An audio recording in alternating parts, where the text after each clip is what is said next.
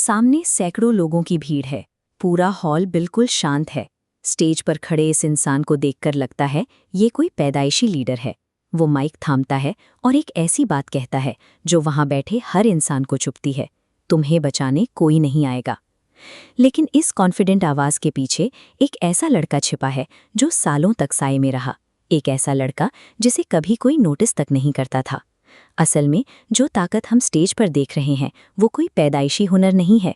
ये उन गहरी अदृश्य चोटों पर मेहनत करके बनाया गया एक मजबूत ढांचा है। स्कूल में आरव की पहचान सिर्फ इतनी थी कि उसकी कोई पहचान नहीं थी। वो क्लास की आखिरी बेंच पर बैठकर खुद को भीड़ में छिपाए रखता था ताकि किसी की नज़र उस पर ना पड़े। उसकी रातें दूसरों की कामयाबी के वीडियो देखने में गुजरतीं। कोई अमीर बन रहा था, कोई पसीना बहा रहा था और आरव बस सोचता रह जाता, काश मैं भी ऐसा बन पाता। वो सिर्फ सपने देख रहा था, कोई एक्शन नहीं ले रहा था। फिर एक दोपहर उसने दो लड़कों को अपनी तरफ इशारा करते सुना। एक ने कहा कि आरव बुरा लड़का नहीं है, लेकिन दूसरे ने बिना किसी झिझक के उसे पूरी तरह खारिज कर दिया। उसने एक शब्द इस्तेमाल किया जिसने आरव के भ्रम को तोड़ दिया, कमज़ोर। उस रात शीशे के सामने खड़े होकर आरव ने खुद से नज़रें मिलाईं। उसने अपनी नोटबुक खोली और एक ऐसा फैसला लिखा जिसने उसकी पुरानी जिंदगी खत्म कर दी। अब मैं कमज़ोर नहीं रहूँगा। कड़वे सच को स्वीकार करना आसान नहीं होता, लेकिन आरव के लिए अब उस पुराने झूठे सुकून में रहना सच का सामना करने से कहीं ज़्यादा तकलीफदेह था। उसने वही किया जो हम सब करते हैं, मोटिवेशन के वीडियो देखे, एक लंबा चौड़ा रूटीन बनाया और जोश में आकर अपनी पूरी लाइफ रातों रात बदलने निकल पड़ा। लेकिन ये जोश सिर्फ 3 दिन टिक पाया। चौथे दिन फिर वही, देर से उठना, स्क्रीन स्क्रोलिंग और पुरानी गिरावट। ये साइकिल बिल्कुल साफ थी, ऊंची उड़ान और फिर वही पुरानी गिरावट। उसकी मेहनत की नींव ठोस इरादे पर नहीं बल्कि बदलते मूड पर टिकी थी। उसने खुद से ये पूछना बंद कर दिया कि मैं मोटिवेटेड कैसे रहूं। इसके बजाय उसने एक मुश्किल सवाल पूछा, जब मेरा काम करने का मन नहीं होगा तब भी मैं काम कैसे करूंगा। मोटिवेशन के भरोसे रहना एक ऐसा जाल है जो आपको थोड़े समय के लिए प्रोडक्टिव महसूस कराता है, लेकिन असल में ये लंबे समय की नाकामी तय कर देता है। अब उसने बड़े बड़े वादे करना छोड़ दिया।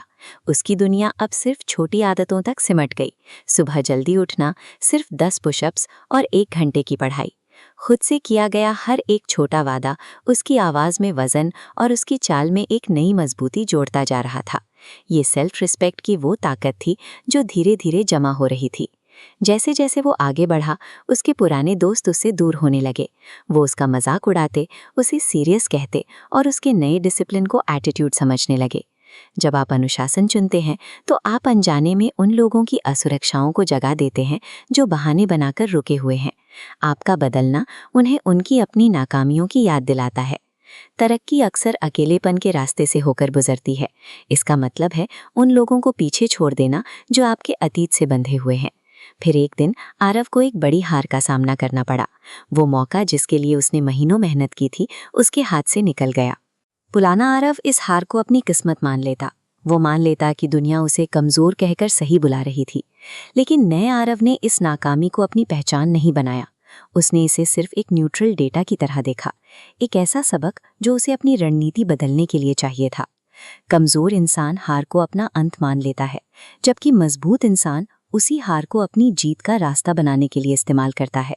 ऑडिटोरियम में खामोशी और गहरी हो गई है। आरव अपनी बात खत्म करता है। डिसिप्लिन का दर्द कुछ वक्त रहता है, लेकिन पछतावे का दर्द पूरी जिंदगी साथ चलता है। अगर आपको लगता है कि आप दूसरों से पीछे रह गए हैं, तो याद रखिए, मजबूत लोग कभी पैदाइशी ऐसे नहीं होते। वो बनाए जाते हैं धीरे धीरे, रोज के अनुशासन से और उन खामोश लम्हों में जब दुनिया उन्हें देख भी नहीं रही होती। आज खुद को धोखा देना बंद कीजिए। रातों रात सब कुछ बदलने का सपना छोड़िए और सिर्फ एक कदम उठाइए, कोई भी एक छोटी आदत, क्योंकि आप